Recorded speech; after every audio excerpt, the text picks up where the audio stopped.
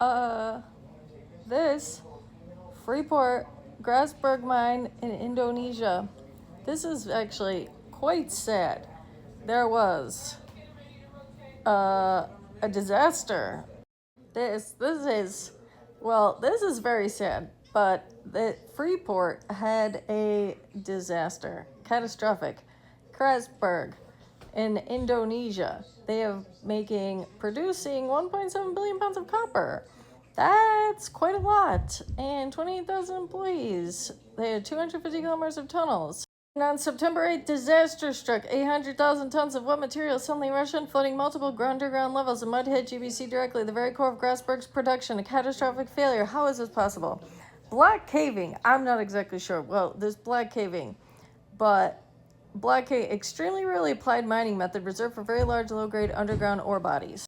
Economic appeal, low cost per ton, but geotechnical risks are likely immense. Once caving starts, the process is essentially an engineering collapse of the mountain. What could possibly go wrong?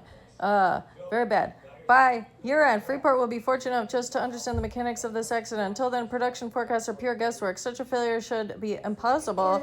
Means operations can only restart once it's crystal clear what happened and how it can be prevented from happening again.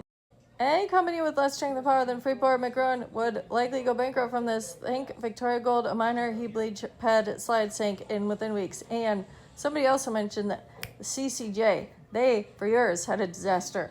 So, this, I don't know. That's a drop. They have other properties, but this is definitely going to be a big hit. To copper reserves in general.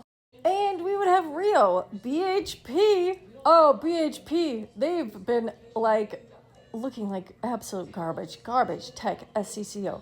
And let's not forget, NOC. This is quite possibly what we're seeing with NOC. People knocking on heaven's door.